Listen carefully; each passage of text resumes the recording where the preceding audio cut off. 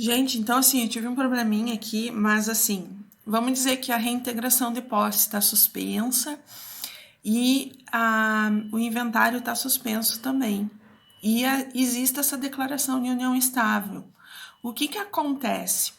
Os atos do inventário, por exemplo, se essas terras estão arrendadas, eles têm que dar continuidade. O que acontece? O valor do arrendamento precisa ser depositado no processo de inventário. Então, esses atos urgentes acontecem por boa fé também.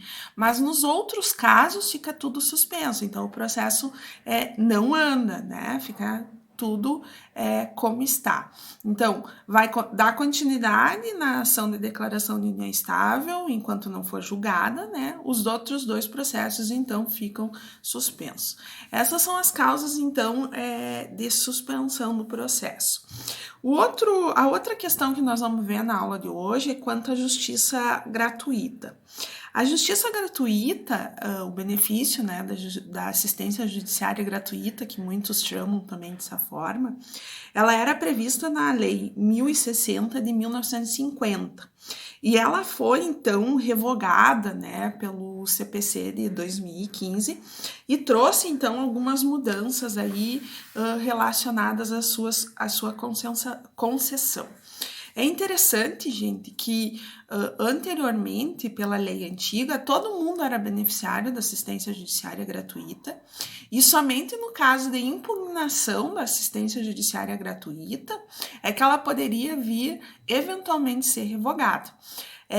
Com a alteração do Código de Processo Civil de 2015, houve uma mudança aí. Então, a parte realmente precisa comprovar que tem necessidade da assistência judiciária gratuita. Uma questão que precisa ser bem diferenciada é qual? Gente, assistência judiciária gratuita é quando você tem gratuidade das despesas e custas judiciais. Você não paga para o processo judicial, pela máquina do judiciário. Diferentemente dos honorários advocatícios. As pessoas normalmente vinculam assistência judiciária gratuita com os honorários advocatícios e não tem nada a ver uma coisa com a outra. Aqui eu estou falando de custas e despesas processuais. Lá eu estou falando de contrato de honorários, você pagar pela atuação, né, pelo patrocínio na causa de um advogado particular ou não. O único caso que não vai haver o pagamento desses honorários advocatícios é quando a pessoa, por exemplo, é assistida pela Defensoria Pública, que daí realmente o que acontece é também um beneficiário da assistência judiciária gratuita por parte do Estado. Por quê? Porque a pessoa não tem condições de pagar um advogado particular. Então, uma coisa é diferente da outra. Aqui é relacionada a custas e despesas processuais.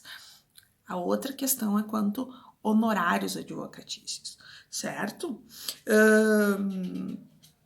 Todos têm direito, né? Então, a assistência judiciária gratuita, né? Podendo até mesmo ser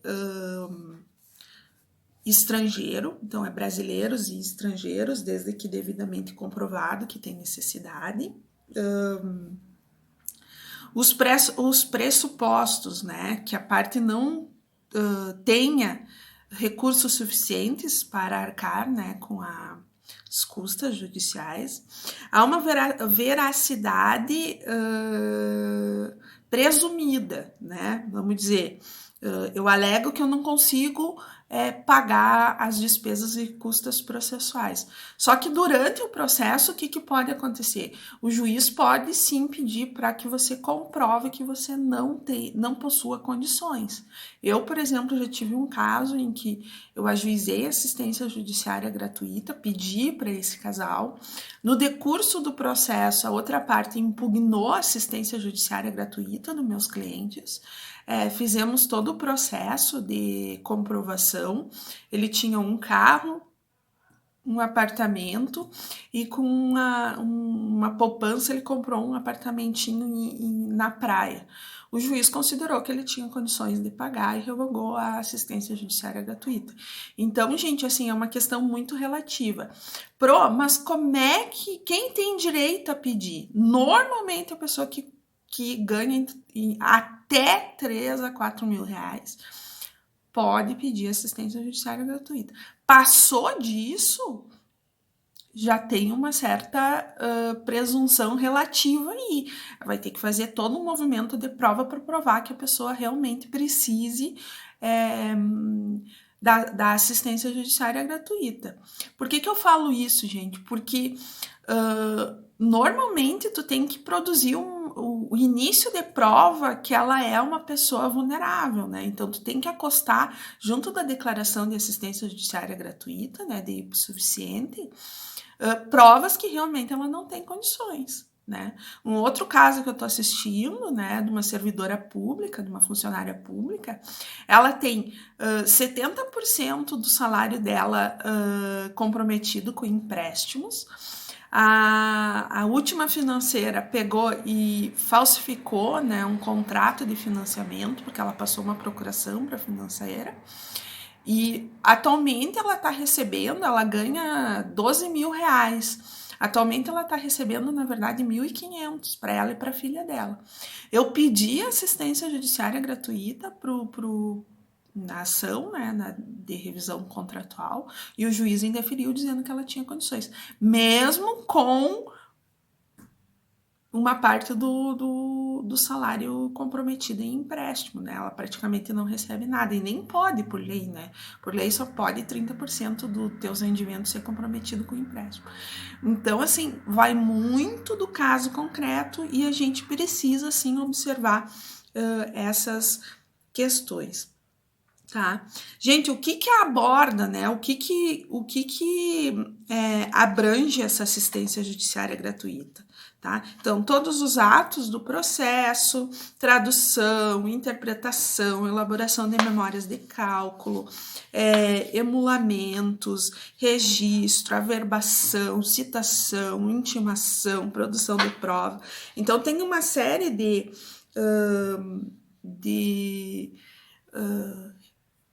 atos que abordam, né, assistência judiciária gratuita.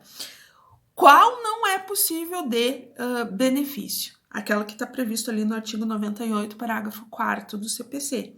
Multa por litigância de má-fé, isso é da parte, mesmo ela sendo beneficiária da assistência judiciária gratuita, ela não tem direito, né, para abranger essa multa. Multa por ato atentatório à dignidade da justiça, quando ela praticou um ato que era obrigada e não cumpriu, por exemplo, era obrigada a comparecer na audiência de conciliação e mediação e não compareceu. Então, não abrange, certo? Uma outra consequência também, gente, é quando essa pessoa é beneficiária da assistência judiciária gratuita, né? E ela recebe uma condenação, né, da sucumbência, ou seja, ela perde a ação e aí, consequentemente, o juiz condena ela em sucumbência. O que acontece? Vai ser suspensa, né, a sucumbência porque ela é beneficiária da assistência judiciária gratuita. Então, essa é uma questão bem polêmica, uma reclamação, né? Porque, na verdade, se ela não tem condições de pagar custas judiciais e despesas, ela também não vai ter condições de pagar a sucumbência, né? Então, por isso que houve essa alteração, inclusive, pelo novo CPC, né? Referente a essa mudança da assistência judiciária gratuita. Gente, como é que eu posso contestar esse benefício? Através da impugnação a qualquer momento no processo, certo? Vamos dizer que eu descobri que a parte tenha condições de pagar. Eu tenho que fazer uma impugnação de assistência judiciária gratuita, tá? Que pode ser na réplica, pode ser na contestação, pode ser nas contrarrazões, né? Ou por petição avulsa. E aí eu manifesto, né? Por óbvio que eu tenho que provar alguma coisa relacionada a essa impugnação, né?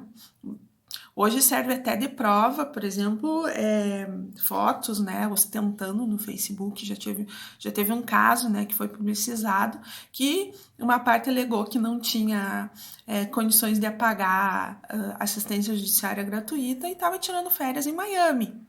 Então, tendo um início de prova que comprove que realmente ela possui condições de arcar com assistência judiciária gratuita, é mecanismo para impugnação, certo?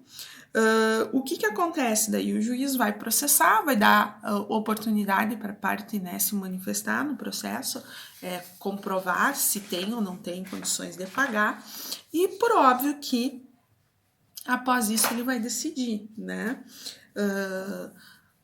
Fundamentado, né? Então tem que fundamentar relacionado a essa decisão de revogação ou não da assistência judiciária gratuita.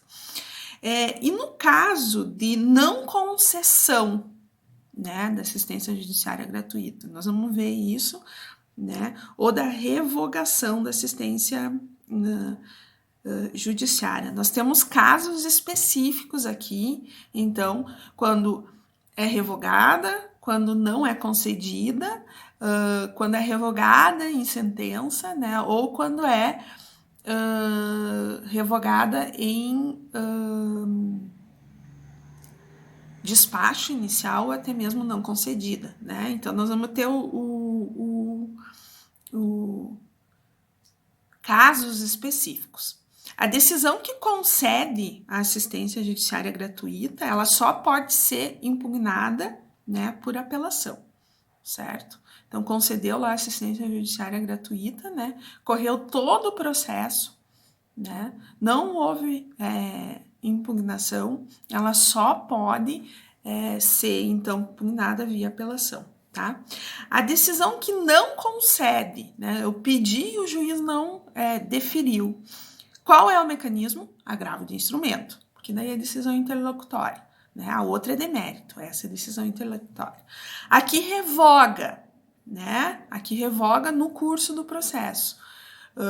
Por exemplo, nesse caso do meu cliente que foi revogado, né, foi por decisão de sentença, então eu tive que fazer a apelação, porque era uma decisão de mérito. Mas vamos dizer que foi revogada lá depois da réplica. O que eu preciso fazer? No momento que eu tomar ciência dessa decisão, eu preciso fazer o agravo de instrumento, tá? E a decisão que não revoga, como é uma decisão de mérito também, né? Então, é só em caso de apelação, certo? Tá tudo previsto ali, né? No caso, as condições, né? Depois eu vou pedir uma atividade para vocês e daí vocês vão relacionar os casos, né? De situações em que qual o meio de impugnação que eu tenho dessas decisões, né? De revogação, não revogação, concessão, não concessão. E qual a fase processual que ela pode ser impugnada, tá? No artigo 98, parágrafo 1º, tá? Da lei, do Código de Processo Civil, tá? Tem os casos ali, né? E o que abrange, então, assistência judiciária gratuita. No artigo 99, parágrafo 3º, foi aquela questão da presunção relativa que eu falei para vocês, tá? Então, a princípio, presume-se que todo mundo precise da assistência judiciária gratuita, né? Não havendo presunção ao contrário, não havendo impugnação ao contrário, né? Todo mundo, então,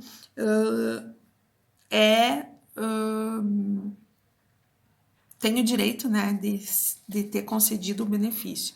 Gente, no artigo 99, parágrafo 6º, aqui eu estou destacando os principais pontos, né, relacionado à assistência gratuita.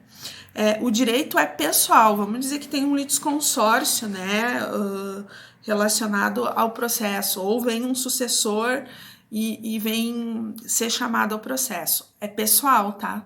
Toda pessoa precisa fazer prova que precisa, então, dessa assistência.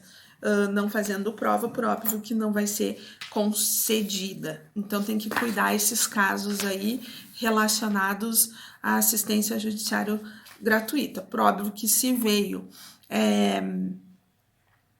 ser chamado no processo, não houve concessão, tem meios, ou se houve a concessão da assistência judiciária gratuita, tem meios de impugnação previstos ali no Código de Processo Civil, tá? É interessante, né, que a partir do artigo 101 e o 102, né, tem, na verdade, todo o mecanismo, né, de impugnação da assistência judiciária gratuita, né, então é interessante a gente fazer essa leitura mais detalhada.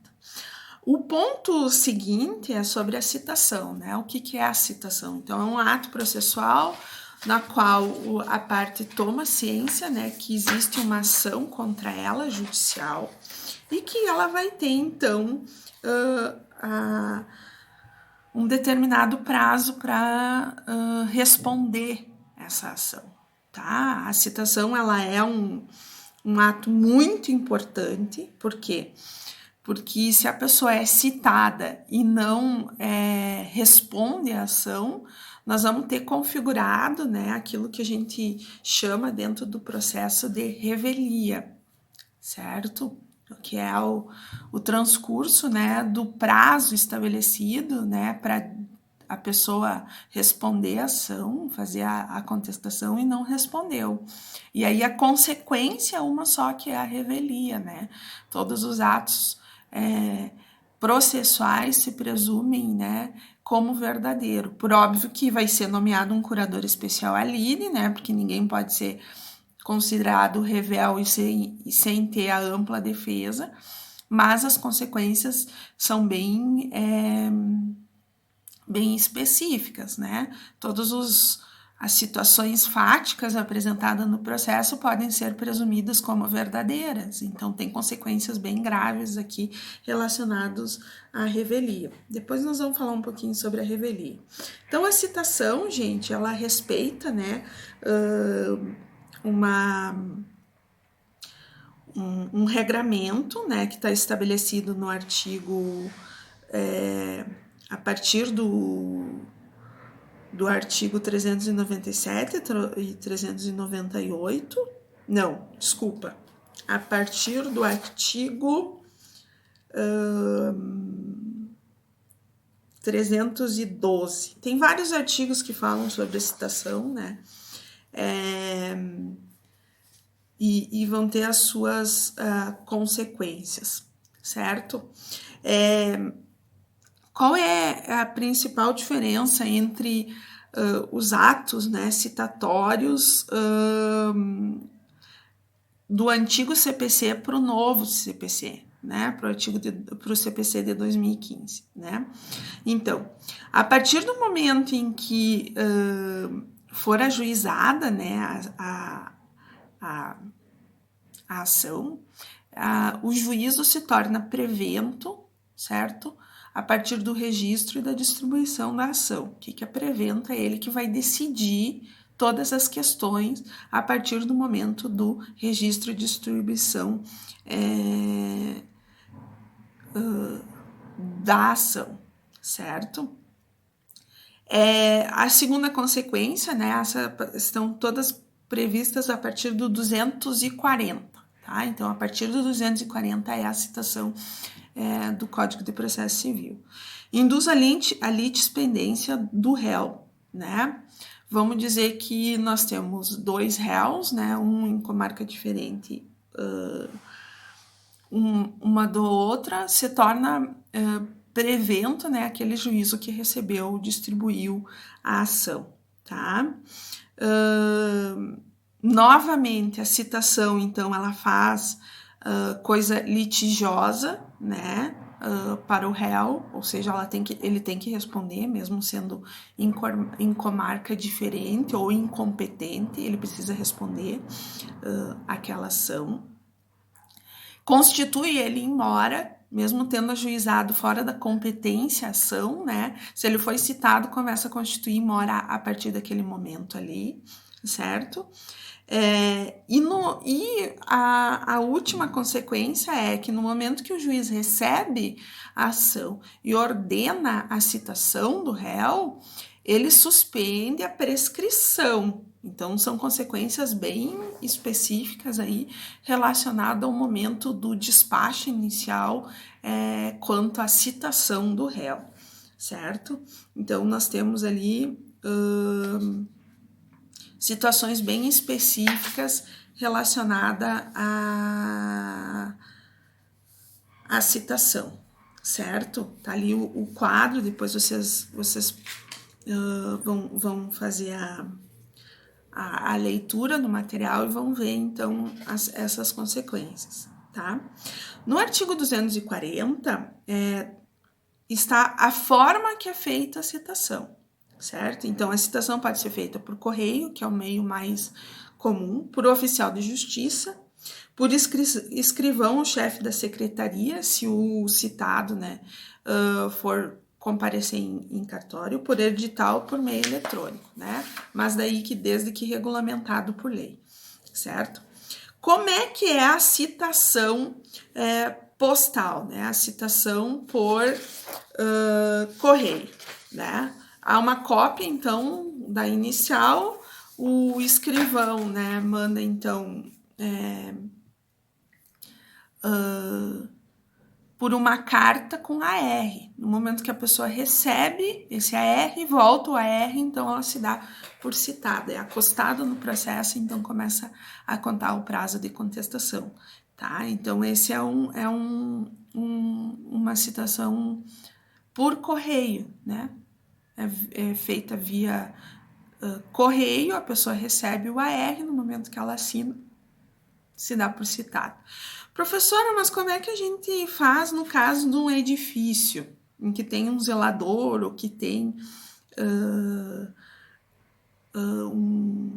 um porteiro, tá?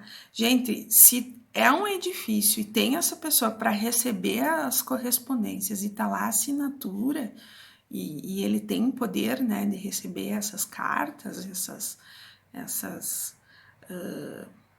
esses mecanismos, né, de registro, vai se dar por citado, certo? Tem que daí a prova de que você não foi citado, cabe a você comprovar que você não foi citado pessoalmente, sob pena, então, de ser considerado ausente, tá? Então, a consequência é uma só. Se tem porteiro ou zelador e eles recebem as correspondências estando com os requisitos legais preenchidos, a citação pode ser considerada válida sim, você ter que responder uma questão por ter recebido, então, uma citação via pessoa responsável pelo prédio. Citação por hora certa. Gente, a citação por hora certa acontece por oficial de justiça, tá? E ela é a consequência direta quando, por 2 vezes consecutivas, o correio não consegue citar essa pessoa, tá? Ou, em último caso, essa pessoa está se escondendo, se eximindo de recebimento da citação. Então, vai se dar por hora certa. O que acontece? O oficial de justiça vai lá, marca um horário, tá? Para então citar a pessoa, certo? Normalmente se notifica antes o citado, né, para que ele compareça em tal horário, que o oficial de justiça vai comparecer em tal horário, tá? Para ele receber a citação, tá? A citação também tem uma nova previsão legal em comarca contínua. O que acontece aí? As famosas precatórias, né? Eu pego, ajuizo uma ação aqui em Passo Fundo, mas esse réu mora lá no Rio de Janeiro. O que acontece? O juiz manda citar via Tribunal de Justiça do Rio de Janeiro por ato precatório, né? O que é um ato precatório? Ele distribui lá uma citação para que o oficial de justiça ou o correio de lá cite essa pessoa que mora lá no Rio de Janeiro, tá? Então, é muito comum essa citação em comarca contígua, até porque é um procedimento dentro do próprio Poder Judiciário, que é de praxe, né? E já acontecia, inclusive, antes da alteração do CPC de 2015. A citação por edital, gente, é quando a pessoa está em lugar incerto e não sabido, né? Não foi tentado citar, foi feito oficiamento aos órgãos de estilo para ver se descobria o endereço atualizado do réu, não se descobriu, ninguém tem contato, não se sabe o que faz, então é a citação por edital. Sai um edital nos principais jornais da cidade informando que existe um processo contra aquela pessoa e que ela precisa responder. Passado o prazo do edital, né, qual é a consequência direta dessa citação por edital? O juiz nomeia, né, um curador especial ali, né, porque ninguém pode responder um processo sem a ampla defesa. Então, o juiz nomeia, então, o curador para cuidar dessa lide, certo? Então, aqui nós vamos fechar essa primeira parte sobre suspensão, assistência judiciária e citação, para a gente, então, fazer na verdade, o terceiro bloco, né? Porque primeiro, a primeira parte da aula eu fiz pequeno vídeo, porque eu fui interrompida, e aí nós vamos dar continuidade, ok?